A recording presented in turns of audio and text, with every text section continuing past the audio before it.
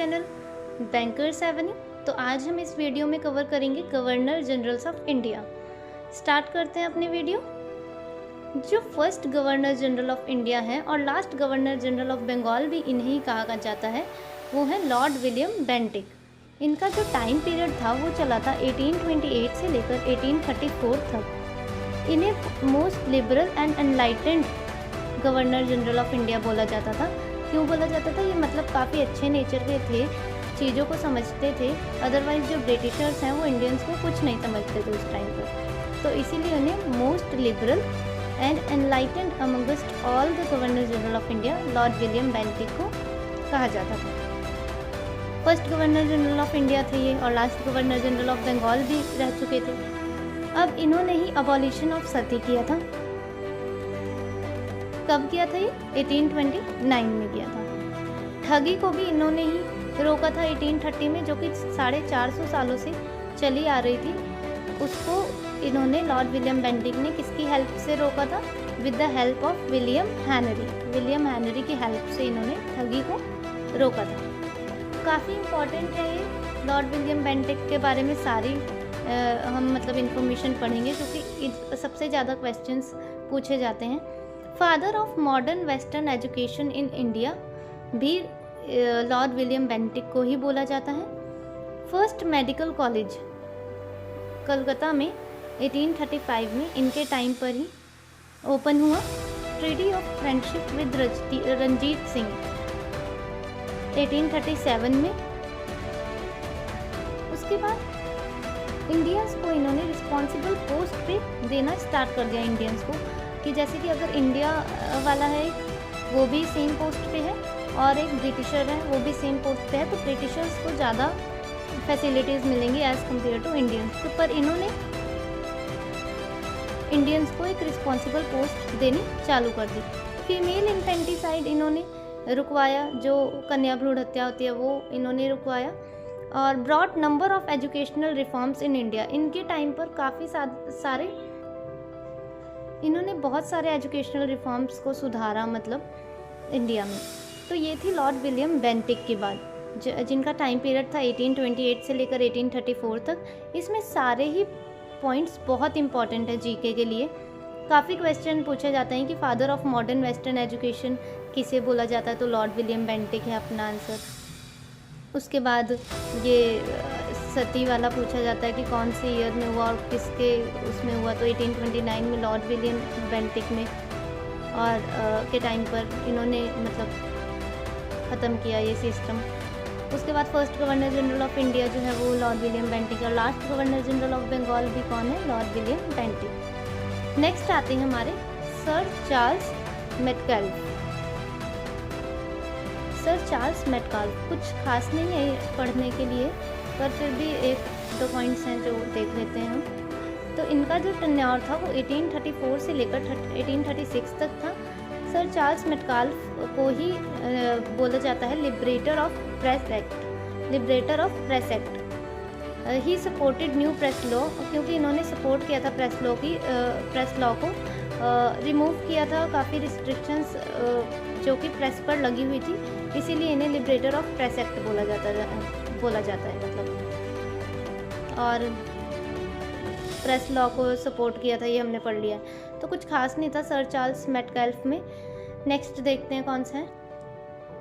Next है हमारे Lord Auckland, जिनका टाइम पीरियड था 1838 से लेकर 1842 तक। कुछ खास नहीं है इसमें पढ़ने के लिए, इसमें से कभी भी क्वेश्चन नहीं बना है, पर चलो एक पॉइंट मैंने लिखा था कि फर्स्ट एंग्लो अफगान वॉर जो कि 1838 से 1842 तक चली थी, तो वो लॉर्ड ऑकलैंड के टाइम पर हुई थी। जो फर्स्ट और लास्ट होता है वो ही सबसे ज़्यादा इंपॉर्टेंट होता है और उनमें से ही सबसे ज़्यादा पॉइंट्स बनते हैं। ये आप स्किप भी कर सकते हो। नेक्स्ट है लॉर्ड एलनबर्ग। इन्होंने अबॉलिश किया था स्लेवरी सिस्टम 1843 में। स्किप कर सकते हैं आप, क्योंकि कभी भी जीके का क्वेश्चन इसमें से नहीं देखा गया, पर फिर भी मैंने लिख दिया। Lord Hardinge. नेक्स्ट है लॉर्ड हार्डिंग। इनके टाइम पे फर्स्ट एंग्लो सिख वॉर हुई थी 1845 से लेकर 1846 तक, जो कि चली थी। नेक्स्ट और सबसे इम्पॉर्टेंट आते हैं हमारे लॉर्ड डलहौसी। सबसे इम्पॉर्टेंट लॉर्ड विलियम बेंटिक भी है, पर लॉर्ड डलहौसी भी काफ़ी सारे फैक्ट्स हैं इनके बारे में पढ़ने के लिए। इनको देखते हैं। लॉर्ड डलहौसी, इन्होंने इंट्रोड्यूस किया था हमारा डॉक्ट्राइन ऑफ लेप्स का सिस्टम 1848 में। डॉक्ट्राइन ऑफ लेप्स होता क्या है, अगर एक कोई इंडियन रूलर मर जाता है विदाउट मेल हायर और उसका कोई मेल हायर नहीं है, मतलब कि बेटा वगैरह नहीं है उसका, तो उसकी जो किंगडम है उसको हड़प लिया जाएगा ब्रिटिशर्स के द्वारा।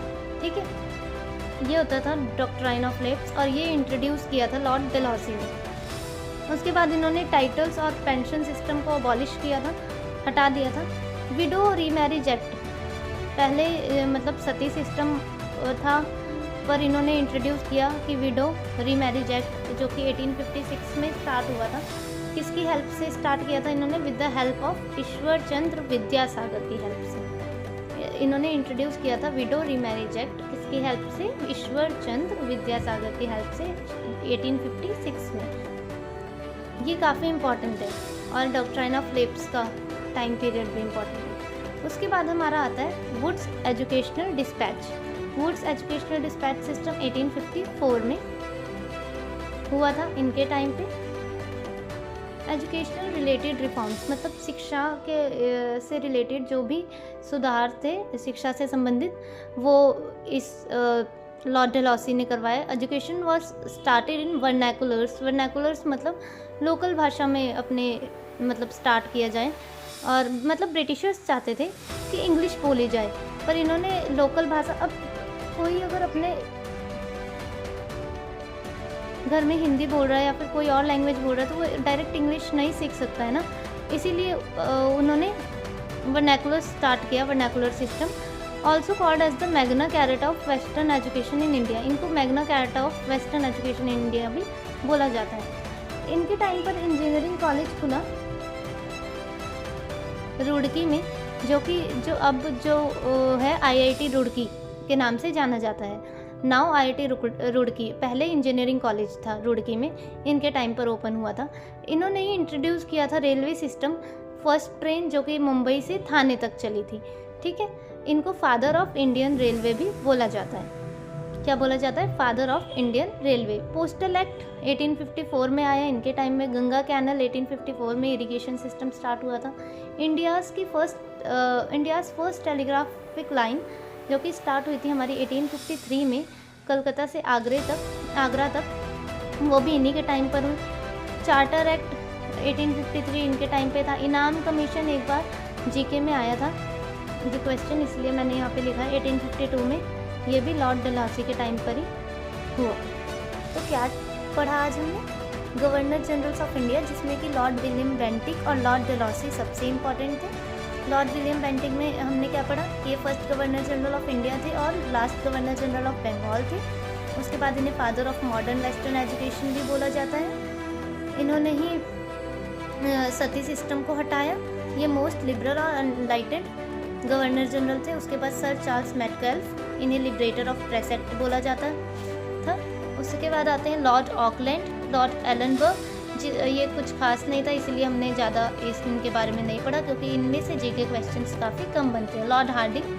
देन आते हैं हमारे लॉर्ड डलहौसी, जिन्होंने इंट्रोड्यूस किया डॉक्ट्राइन ऑफ लेप्स, टाइटल और पेंशन को हटाया, विडो रीमैरिज एक्ट इसमें काफ़ी इंपॉर्टेंट है, जो कि 1856 में स्टार्ट हुआ।